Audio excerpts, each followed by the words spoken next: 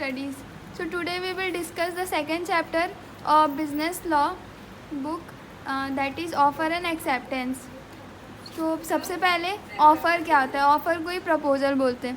तो offer when one person signifies another his willingness to do or to abstain from doing anything with a view to obtaining the assent of that other to such act or existence, he is said to make a proposal. इसका simple सा यही meaning है कि offer क्या है. अगर एक इंसान अपना विलिंगनेस किसी को शेयर कर रहा है कि ये चीज़ कर दो, मतलब एक्सेप्ट कर लो, ठीक है.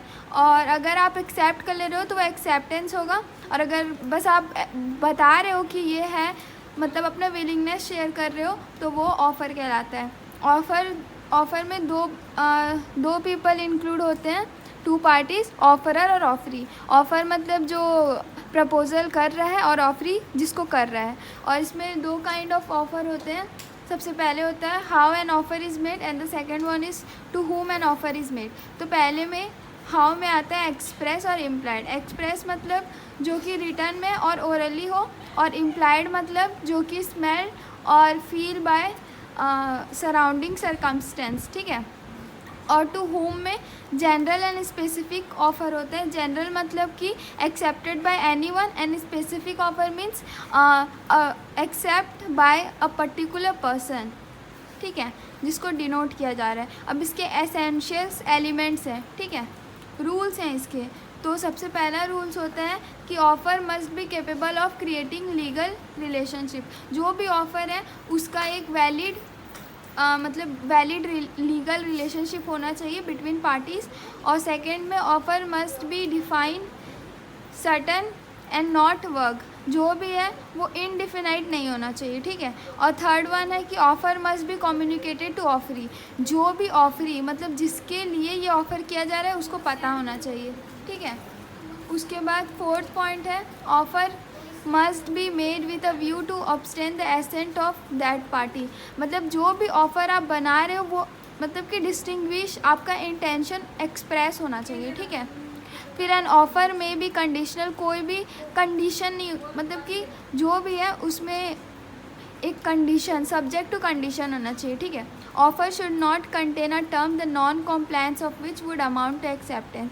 इसका मतलब यही होता है कि one can not say while making the offer that if the offer is not accepted before a certain date. अगर एक सर्टन डेट दिया, जैसे कि आज है मान लो 8 जुलाई, ठीक है, और मैंने तुमको बोला है कि 10 जुलाई से पहले तुमको एक्सेप्ट करना है, और तुम एक्सेप्ट नहीं कर रहे हो, तो वो जो भी ऑफ़र है वो फिर से रिज्यूम नहीं होगा, नहीं, उसके बाद फिर नहीं खुलेगा.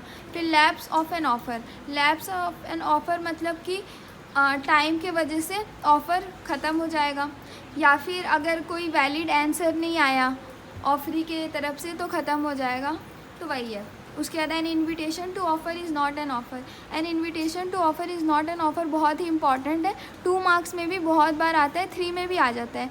इसका मतलब क्या है कि मान लो जनरली मतलब कि अब आप शॉप में सेल लगाए, ठीक है, सेल लगाए तो मतलब एक टॉप है उसमें 50% डिस्काउंट है, तो वो जो डिस्काउंट है वो एक इनविटेशन है पीपल को शॉप के तरफ से. तो ये वाला एक पर्टिकुलर पर्सन के लिए नहीं है, जो भी जाएगा उसको ये मिल जाएगा, ठीक है. फिर सेकंड में हम लोग इसका कुछ ऑफ़र होता है. Open offer. ओपन ऑफ़र वो ऑफ़र होते हैं जो रिमेन ओपन, जो कि एक ओवर अ टाइम के लिए ओपन है कि आप एक्सेप्ट कर लो. For example tender that are invited for supply. Counter offer क्या होता है? काउंटर ऑफ़र मतलब जो ओरिजिनल ऑफ़र होगा ना उसको रिजेक्ट करके एक न्यू ऑफ़र बनाएंगे, उसको बोलते हैं काउंटर ऑफ़र. और कम्युनिकेशन ऑफ स्पेसिफिक कंडीशन.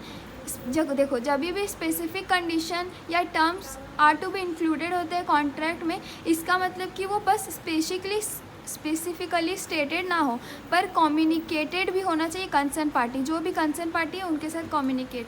और प्रिंटेड कॉन्ट्रैक्ट्स क्या होते हैं? देखो बहुत बड़े बड़े ऑर्गेनाइजेशन को एक दिन में बहुत सारे कॉन्ट्रैक्ट के अंदर रजिस्टर करना पड़ता है, तो अब सारे ऑर्गेनाइजेशन अलग अलग कॉन्ट्रैक्ट बनाएंगे उसी टाइम पे, तो बहुत ही प्रॉब्लम है ना. तो वो लोग प्रिंटेड कॉन्ट्रैक्ट रखते हैं फॉर द स्मूथ फंक्शनिंग, ठीक है.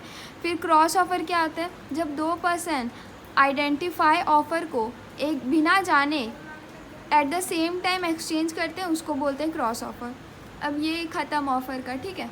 उसके बाद एक्सेप्टेंस क्या होता है, ठीक है। एक्सेप्टेंस देखो, जैसे ऑफ़र था, प्रपोज़ल था, वो क्या था, वो कोई एक्सप्रेस कर रहा है अपना विलिंगनेस, तो अब तुम उसको एक्सेप्ट करोगे तो वो हो जाएगा एक्सेप्टेंस। तो वही है, ये as per section 2 sub section B है, ठीक है।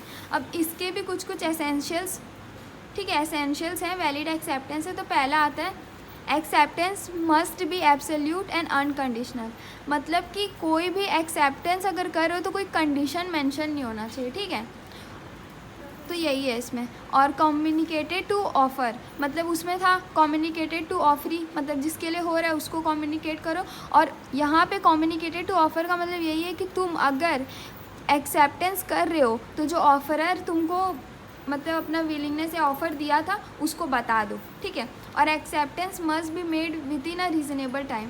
एक फ़िक्स पीरियड ऑफ टाइम होगा जिसके अंदर तुमको एक्सेप्टेंस देना है, तो उसी को acceptance must be made within a reasonable time बोलते हैं। फिर it must be according to the mode prescribe, मतलब एक मोड प्रिस्क्राइब होगा। अगर बोला गया है कि तुम लेटर में अपना एक्सेप्टेंस दो तो लेटर में दो, अगर फ़ोन में बोला है टेलीफोन में दो तो टेलीफोन में दो, अगर टेलीफोन में बोला और तुम लेटर में दे रहे हो तो वो नहीं होगा, ठीक है, एक्सेप्टेंस नहीं माना जाएगा।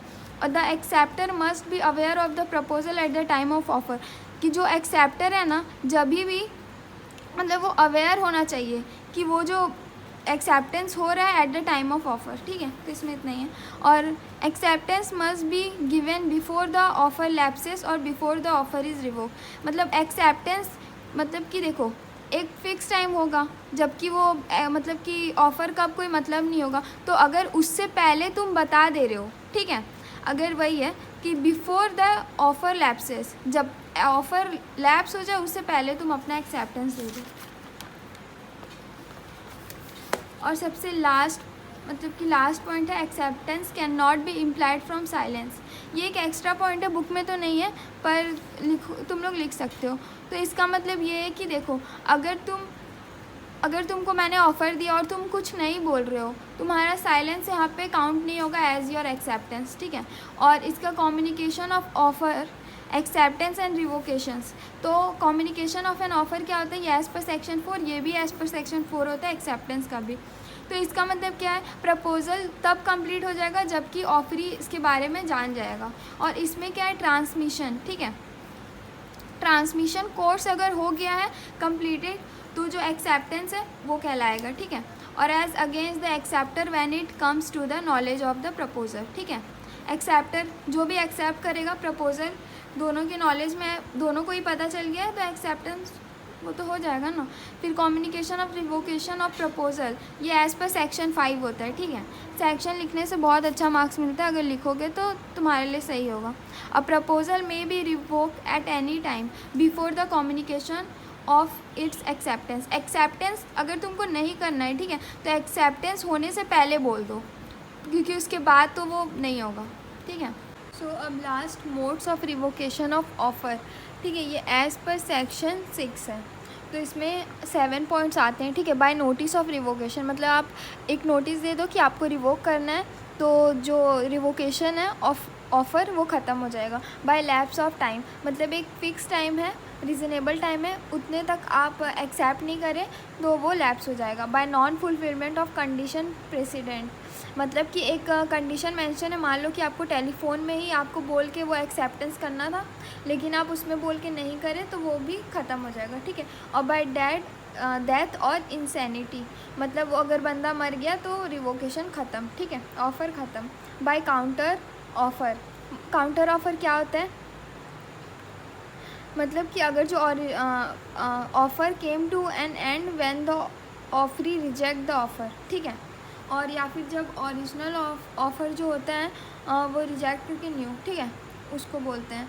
उसके by the non acceptance of the offer according to the prescribe और यूजुअल मोड, ठीक है। एक पर्टिकुलर सिंगल मोड दिया रहेगा, जैसे मैं आपको बताई, अगर बोला गया है कि आपको लेटर में बताना है, अपना एक्सेप्टेंस देना है तो आप लेटर में करेंगे, ठीक है। एक यूजुअली मतलब प्रिस्क्राइब मोड में आपको करना है, बाय सब्सिक्वेंट इलीगलिटी, ठीक है। An offer lapses if it's become illegal after it is made and before it is accepted. After made बन गया है लेकिन एक्सेप्ट नहीं हुआ और ये इलीगल हो गया तो वो ये भी ख़त्म, ठीक है। अब communication of revocation of acceptance as per section 5, इसमें क्या है कि an acceptance can be revoked at any time before the communication of acceptance completed. मतलब कि आप रिवोक कर सकते हो बिफोर, आफ्टरवर्ड्स आप नहीं कर सकते लेकिन बिफोर कर सकते हो, ठीक है। Acceptance complete as against the acceptor, ठीक है। अगर मतलब एक्सेप्टर को एक्सेप्टेंस देने से पहले अगर आप बोल दे रहे हो तो वो रिवोक हो जाएगा, आफ्टरवर्ड्स नहीं होगा। फिर लास्ट में difference between English law and Indian law. Basically ये आता तो है नहीं, फिर भी इसके बारे में जान लो। Under Indian law a proposal is revoked by death of the proposer before its acceptance. Indian law में क्या होता है, रिवोक हो जाएगा अगर प्रपोजर का डेथ हो गया है एक्सेप्टेंस से पहले। और whereas in English law death of proposer revoke an offer even if acceptance is made. अगर एक्सेप्टेंस मेड हो गया है लेकिन बंदा मर गया है तो वो रिवोक हो जाएगा, ठीक है। और उसके बाद देखो under Indian law, IL Indian law, ठीक है, acceptance can B revoke before the communication of acceptance is completed. अगर बिफोर एक्सेप्टेंस से बिफोर मतलब पहले हुआ है तो वो ख़त्म हो जाएगा, ठीक है, अगेंस्ट एक्सेप्टर रिवोक हो जाएगा। Whereas in English law an acceptance once given can not be revoked at all. अगर एक्सेप्टेंस दे चुके हो तो वो रिवोक नहीं हो पाएगा, ठीक है, वो भले ही वो बिफोर हो या आफ्टर हो। Thank you so much for watching. If you like it then please subscribe my channel. और मैं ये एज़ पर CBCS सिलेबस ही पढ़ा रही हूँ, ऐसा क्या